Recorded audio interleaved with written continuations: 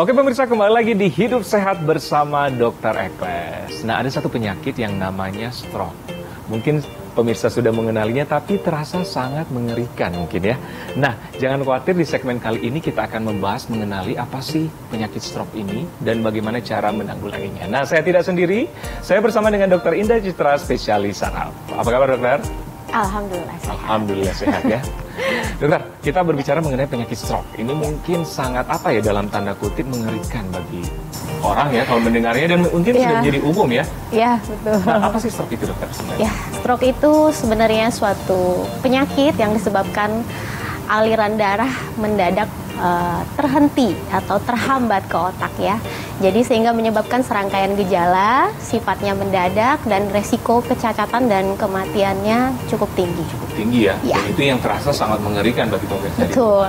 Nah, mungkin pemirsa bertanya-tanya, bagaimana sih cara mudah mengenali ya, atau apa ya gejala-gejalanya orang yang menderita stroke ini, dok? Sebenarnya gejala stroke ini cukup mudah dikenali karena orang yang tadinya sehat itu tiba-tiba akan ada gejala yang nyata ya dok ya. Kalau di luar negeri kita dengar ada slogan FAST atau BIFAST, tapi sudah diadaptasi oleh Germas atau Kementerian Kesehatan menjadi slogan segera ke rumah sakit. Jadi itu senyum tidak simetris. Jadi kalau kita ngaca, senyum tidak simetris. Betul. Oke. Kemudian gerak separuh badan itu terasa melemah atau berat. Oke, gerak separuh badan. Ya, lemah separuh badan ya. Betul. Kemudian segera itu rabun atau bicaranya jadi bermasalah, jadi pelo, tidak jelas, sulit diajak komunikasi, tidak bisa mengeluarkan bahasa atau bahasanya tidak nyambung. Oke. Ya, kalau segera ke itu sakit kepala hebat yang sebelumnya nggak pernah ada, tiba-tiba sakit kepala hebat nih selama seumur hidup gitu. Atau keliengan, gangguan keseimbangan, sempoyongan gitu ya. Kalau R-nya segera ke rumah sakit, R-nya itu rabun dok, matanya burem atau kelihatan ngelihat itu kayak pandangannya itu double atau berbayang. Kemudian atau matanya kayak ada tirainya, dari atas ada tirainya, atau dari sisi kanan atau kiri seperti ada tirainya. Menghalangi penglihatan ya? Betul, kalau S itu ya kesemutan ya, atau kebas sebelah badan. Jadi kalau ada gejala itu langsung segera ke rumah sakit. Oh, bagus banget nih ini ya. Ya. Apa ya, singkatannya ya, ya, tapi bermakna. Tapi dokter, ini kan bisa terkena, orang yang mengalami gejala stroke bisa terkena semua gejala itu atau salah satunya, keduanya, atau gimana dokter? Bisa dikatakan stroke? Ya, betul. Jadi sama seperti penyakit yang lainnya, tetap ada kisaran atau variasi gejala. Tiap orang bisa terkena satu atau beberapa sekaligus gejala yang saya sebutkan tadi. Tergantung di mana letak stroke-nya atau otak yang bermasalah bagian mana dan seberapa luas dok. Oke, gitu. Jadi memang gejala itu bervariasi dari orang ke orang. Oke, jadi bisa salah satu, keduanya, ketiganya, atau semuanya ya? Semuanya, benar. Jadi tetap yang Anda tadi segera ke rumah sakit itu harus diwaspadai. Betul. Nah, ini menjadi pertanyaan bagi pemirsa dokter. Siapa saja sih yang beresiko terkena stroke ini? Nah, tipikalnya ya, memang kalau menurut Riskesdas, memang sudah lama ya dok, Eklesia sekitar 2013 itu. Mulai dari usia 15 tahun dan seterusnya beresiko 15 tahun? Betul sekali. Tapi memang secara garis besar ya, ada resiko-resiko yang kita nggak bisa ubah. Misalnya usia di atas 55 tahun, pria akan lebih mudah terkena stroke ketimbang wanita. Kemudian orang-orang dengan riwayat genetik keluarganya ada terkena stroke. Tapi ada juga yang penyakit-penyakit yang mungkin muncul di kemudian hari karena gaya hidup, misalnya hipertensi, ya, diabetes, kolesterol tinggi, sakit jantung, atau bahkan hal-hal simpel yang menurut kita mungkin nggak akan bikin stroke ya, seperti merokok, pemakaian narkotika, stres berkepanjangan, begadang, dan lain-lain. Juga bisa berpengaruh. Betul. Ya? Tapi yang terbanyak apa sih penyebabnya? Usia sama penyakit metabolik. Betul, tadi, ya? betul. Dan rata-rata umur berapa dok yang paling banyak? Rata-rata mungkin 55 ke atas ya dok ya. 55. Dan pernah ada kasus nggak 15 tahun tadi? Saya pribadi menangani sih belum ada, tapi usia termuda yang saya tangani stroke itu umur 22 tahun dok. Wow. Cukup muda. Jadi harus waspada pemirsa di rumah, apalagi yang menonton ini usia 17 tahun, 20 tahun ternyata jangan dianggap enteng ya, bisa terkena stroke ya. Jadi mulai sekarang harus perbiasakan lifestyle yang hidup sehat. Nanti kita akan bahas cara mencegahnya.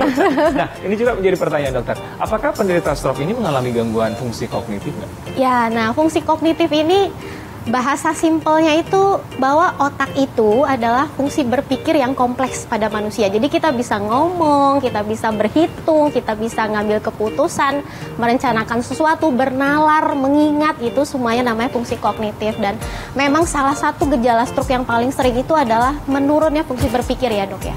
Bahkan menurut ASA ya yang terbaru itu 60% penderita stroke 1 tahun pertama pasti biasanya mengalami penurunan fungsi berpikir. Tapi kalau ringan insya Allah nanti 6 bulanan biasanya udah bisa balik betul, ya? Betul dok. Kalaupun berat bisa balik nggak? Kalaupun berat, dalam 1 dari 3 penderita stroke yang mungkin ada gangguan fungsi kognitif yang berat itu dalam 5 tahun ke depannya beresiko pikun dini atau demensia dokter. Oke. Jadi memang harus waspada. Betul. Ya. Ini kan tadi dokter bilang terbanyak itu adalah usia 50 tahun ke atas ya, 55 atau 60-an ya. Betul. Itu bisa disembuhkan kalau usia-usia seperti itu atau semakin sulit semakin bertambahnya umur? Iya, memang alamiahnya kalau misalnya manusia itu masih muda, regenerasinya lebih baik lebih cepat, ya dok ya. Tentunya dengan berbagai faktor-faktor yang mempengaruhi ya. Memang dengan bertambahnya usia, regenerasi sel termasuk regenerasi sel saraf otak itu juga akan semakin menurun. Tapi bukan berarti tidak bisa sembuh. Bisa dioptimalkan dengan segera ke rumah sakit, jangan menunda pengobatan, dan mengoptimalkan rehabilitasi pasca stroke-nya dokter. Itu akan membantu. Akan sangat membantu. Setuju banget. Nah, sebelum kita, gimana sih cara perawatan? Untuk mencegahnya deh. Ya kan kita harus mencegah lebih bagus daripada mengobati ya dokter ya. Gimana sih cara mencegahnya dokter supaya tidak terkena stroke ini dok? Kalau mencegah stroke sebenarnya kenali faktor resiko kita. Kita harus tahu kita punya penyakit apa. Kita di kondisi genetik seperti apa. Apakah ayah dan ibu kita punya faktor resiko stroke, hipertensi, diabetes, sakit jantung. Dan bagaimana pola hidup kita selama ini. Apakah kita suka begadang, apakah kita punya stres berkepanjangan, apakah kita pola makannya kurang sehat, dan lain-lain. Jadi kita harus kenali diri kita dulu dok. Setuju. Faktor resiko. Kenali faktor resiko yang kemungkinan bisa terjadi. Nah itu yang harus dicegah. Oke, nah ini yang ditunggu-tunggu. Perawatannya seperti apa sih dok kalau orang sudah mengalami stroke? Oke, perawatan stroke itu sebenarnya udah canggih sekali ya dokter Ekles ya. Kalau dulu taunya misalnya ke rumah sakit ya diberikan obat-obatan biasa ya. Sekarang sudah ada yang namanya trombolisis dan trombektomi. Jadi pada saat ada sumbatan terjadi stroke, itu dokter langsung menghancurkan sumbatan tersebut atau mengambil sumbatan tersebut dengan metode trombektomi. Nah, itu hanya bisa dikerjakan jikalau pasien datang kurang dari 3-4,5 jam. Jadi segera ke rumah sakit. Oke, jadi memang goal time-nya itu ya 3-4,5 jam. Betul dokter. Sudah serangan ya? Betul. Jadi begitu ada kerasa misalnya kebas sebelah wajah atau simpel sekali atau mulutnya terasa mencong, ngomongnya sempat berubah sedikit, langsung ke rumah sakit karena as soon as possible itu akan sangat menentukan dokter saraf untuk menentukan pengobatan seperti apa. Nah kalau sudah misalnya sudah lewat dari seminggu kita mulai rehabilitasi dokter ya.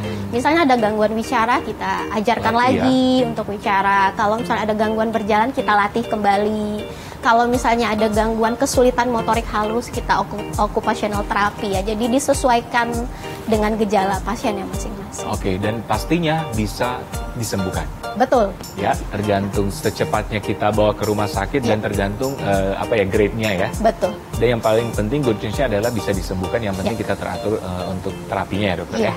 Nah dokter, ini pasti menjadi pertanyaan masyarakat nih. Apakah orang yang sudah pernah menderita stroke dapat beraktivitas atau produktif seperti sedia kala? Ya, jawabannya bisa. Tentunya dengan beberapa syarat ya atau beberapa kondisi. Kalau stroke-nya ringan, dalam beberapa minggu setelah stroke bisa aktivitas kembali dokter. Tapi mungkin kalau berat butuh waktu beberapa bulan sampai setahun ya. Tentunya didampingi dengan rehabilitasi yang baik. Tapi insya Allah bisa. Bisa ya. Jadi ada terapinya dan pengobatan medisnya ya. Mungkin kita teratur ya pengobatannya. Dokter, ini menarik banget nih. Mungkin menjadi pertanyaan masyarakat di rumah, apalagi yang mungkin pernah terkena stroke nih. Dokter bilang kan tadi kan bisa berproduktif lagi, tergantung grade-nya ya. Ya. Tapi kalau orang yang sudah pernah terkena stroke diberi beban kerja yang luar biasa, dengan apa ya, kerja yang tetap, banyak stres, banyak mikir, itu gimana dok? Ya, benar sekali dok. Jadi memang sampai ada bahasan di luar negeri ya dok ya, sampai ada guidance-nya khusus panduan bagi employee atau pegawai untuk bekerja setelah stroke. Jadi memang akan ada penyesuaian ya dok. Pertama dari jam bekerja. Kedua dari shift bekerjanya, jadi harus cukup tidur. Ketiga mungkin sampai bisa dipertimbangkan untuk mengganti jenis pekerjaan sekiranya pekerjaan itu akan membebani si pasien yang mengalami stroke. Dan bahkan kalau misalkan dokter saraf sampai menilai ada penurunan fungsi berpikir, tentunya sangat krusial kalau masih tetap diletakkan ke posisi-posisi yang mungkin jabatannya cukup tinggi untuk mengambil keputusan. Nah, ini perlu dipertimbangkan kembali oleh dokter saraf. Kami akan refer ke dokter spesialis okupasi untuk menentukan apakah yang bersangkutan masih layak untuk bekerja di divisi yang sama atau tidak. Iya. Tapi tergantung pemeriksaan kita ya. Betul, bukan juga semua orang tidak bisa ya. Kemungkinan bisa, kemungkinan tidak, tergantung pemeriksaannya ya. Betul dokter. Tapi ini stroke bisa disembuhkan secara total nggak dok? Kalau stroke bisa disembuhkan secara total kalau gejalanya bisa hilang. Ya dok, terutama gejala-gejala yang ringan ya dok ya, itu memang bisa hilang ya, atau bisa minimal sekali. Tapi kalau berat mungkin agak sulit. Iya. Jadi memang segera ke rumah sakit tadi segera ke rumah sakit. Karena penanganan itu penting banget ya. Iya. Oke, jadi pemirsa, pentingnya kita menjaga pola lifestyle yang baik, kualitas hidup yang baik dokter ya. Dan dokter yang bilang tadi adalah mengenali faktor resiko yang kemungkinan besar kita terkena stroke. Itu yang paling penting juga ya. Betul. Yang paling penting diingat kalau sudah terkena stroke adalah tadi dokter, segera ke rumah sakit. Oke dokter, terima kasih banyak. Informasinya sangat bermanfaat. Saya selalu ya. Oke pemirsa, dengan berakhirnya segmen ini, berakhir pula episode kali ini. 1 jam sudah kita bersama Anda. Semoga apa yang kita sampaikan bermanfaat untuk kesehatan Anda. Tetap saksikan Hidup Sehat setiap Jumat jam 9.30 untuk mendapatkan informasi kesehatan yang bermanfaat dan tentu saja terpercaya untuk Anda. Hanya di TV One.